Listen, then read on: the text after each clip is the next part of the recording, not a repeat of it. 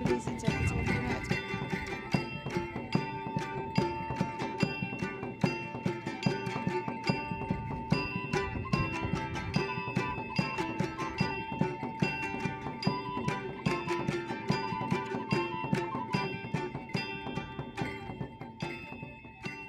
I started about 5 years ago, just doing sword training to keep fit. And then I got involved with a different group that actually did living history and 14th century reenactment, which got me more and more involved.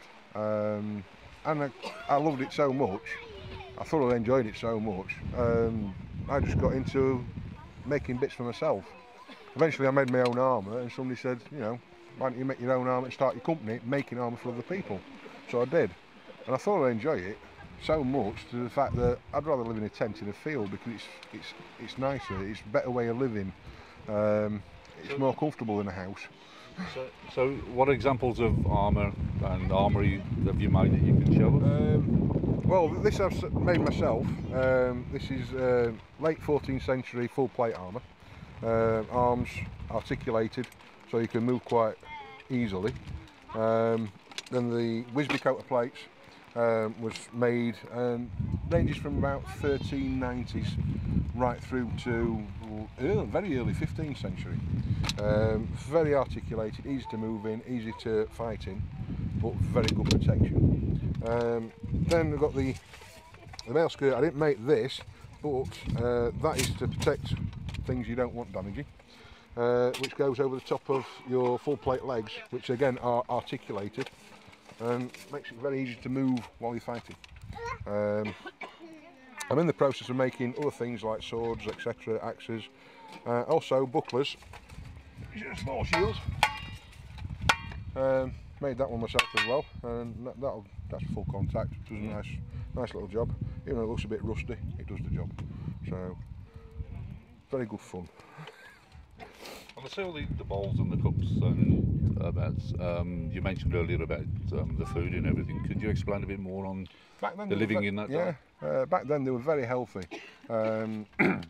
Most of the meat was eaten by the lords and the lords' families, but the vegetables were passed down to the servants or the commoners around the castle. So once the meat was eaten and the lord got fat on the meat, everything else went to the rest of the staff that worked in the castle to service the lord. So therefore they were very, very healthy people. Back in the 14th century they could actually walk 20 miles in full armour, fight and walk 20 miles back in full armour and not think twice of it. Nowadays I struggle to do 20 minutes fighting in this, and I wouldn't be able to walk 20 miles, no way. They were a lot fitter back then. There wasn't the problems we've got now with all the additives to the food, all the preservatives and stuff like that, the cholesterol levels. There wasn't that. It was all natural, very healthy eating. Yeah, in those days they obviously had to go out and get the food. Yeah. And everything. The only way they stored food back then was in salt, and that was meat. They'd cover it in salt and wrap it in a thin linen and then hang it. That's the only way they could keep meat. So it was a lot healthier for them. So. And meat storage as well, I think, with spices coming from abroad. Oh yeah, I mean, we've had spices in this country such as curry. Curry was brought into this country a long time ago, during the Crusades, because the food we tasted over there when we went on Crusades was so much more elaborate and flavoursome. We liked it that much, we brought it back with us, and we started using it in our country to flavour foods, so our food was more tasty and people enjoyed the meals more. So people think curries came round in this country from the early 60s, maybe earlier. It wasn't. It's been around here for over nearly 1,000 years. So people have been eating curries a lot longer than what people think. And just that we like gravy with ours, so we like sauces. So we like a juice, whereas back then a curry was in that country was called a karai. It was very dry. It was marinated meat, and they didn't have sauces with it. So, but that's getting to the kitchen side of things, and I'm not very good in the kitchen. Just moved on.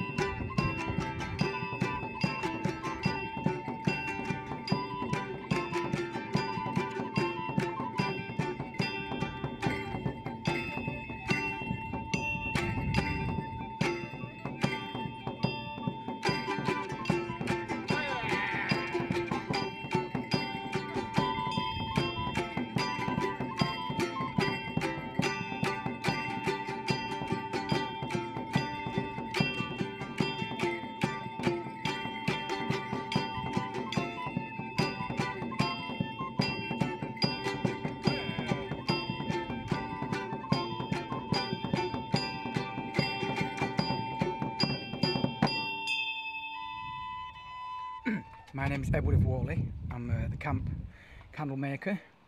Basically, I will be supplying the camp with candles at night, or the Tutbury Castle. It's basically a repeat dipping process whereby the candle is built up over a series of time. You would dip the candle into hot wax, you would leave it to cool, then commence dipping the next one, and then you keep repeating it until you built it up. It takes roughly 15 to 20 dips to get to an average candle width. And how long are these candles, do they last for? Well, individually, I'd say about just over 5 hours. 5 hours burning. So over a period of time you'd need a good supply of them to keep the castle going on whichever, yeah. Yeah, it is a time-consuming job. You'd basically be sat there, I would have thought, all day, continually dipping, and maybe other people took over from you when it was, when it was their turn. But yeah, for 5 hours. Is it a mould that you use for them, or is it just a case of you dip and let it dry? Basically dip them into hot wax, basically. The wax is melted, and then you just dip it in, and as you take it out, it cools down and hardens, ready for the next coat, the next layer. The colours of them, do you add a colour to them? Or? No, it's natural beeswax. There's no additives, no colours, nothing. It's just as they would have done it 600 years ago. So there's none of your fancy vanilla smelly candles that we get today then? No. I mean, obviously they would have used the beeswax would have been used for higher status lords. The poorer people, it would have been tallow, beef tallow, animal fat, which obviously would have been a lot smellier. Yeah. But yeah, different types of candles.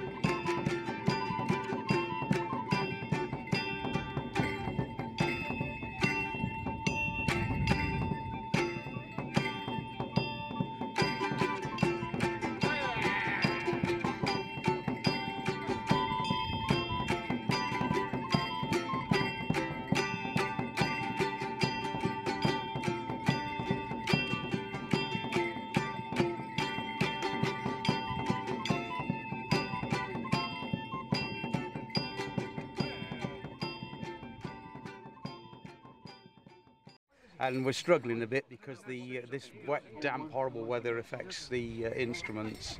But we're doing our best, and as you can see, the crowd are thankfully joining in and helping us out. But it's been a good day, and we'll continue to play until closing time, which I believe is about 5 o'clock. Is this like would have been in its time? Would this been like a travelling musical? Yeah, minstrels at the medieval times travelled the entire country, and they'd be the sort of gossips as well of their time.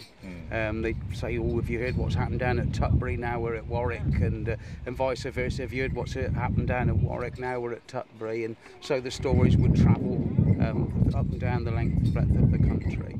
Sometimes, if you were lucky and if you were really good enough, the lord of the manor would actually take you on and you become his minstrels and wear his livery. So we'd probably then, if we were taken on here by royalty at Tutbury Castle, would become part of their minstrel troupe and would remain here.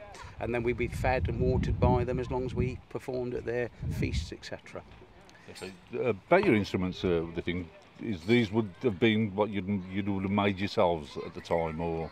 There were instrument makers, just as there were cabinet makers and cart makers and all the rest of it. Some minstrels perhaps did make their own instruments, but there's nothing to say. We've got no evidence to support the fact that every minstrel made their own instrument. Most of them were probably purchased by minstrels up and down. Again, there would have been specialists making it. Could you give us a basic history on the music scene of the 14th century? Well, certainly Tutbury I can, because Tutbury was the home of the court of minstrels in John of Gaunt's time. Now, John of Gaunt, third son of Edward III and brother of the Black Prince, this was one of his castles, and his second wife was Spanish. Her name was Constance of Castile.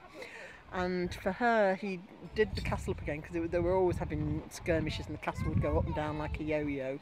But come this particular time, he created a Queen's Field. He also created the Court of Minstrels, where one minstrel would be appointed king, and he sat in judgment on who should be able to play at Tutbury Fair. And Tutbury Fair was held for 2 days every August every year, and minstrels would chase the bull. There was a bull, and that's why we think that it was a Spanish custom that had been brought in, if you like, to Tutbury. The minstrels would chase the bull through the streets. If they caught him before sundown, they ate him and killed him and ate him. If they didn't, he went to 18 Benedictine monks in the priory and they ate him. So either way, the poor old bull's cards were marked. But the minstrels certainly were very, very much in evidence at Tutbury Fair. And it actually died out eventually in the 1700s, Tutbury Fair.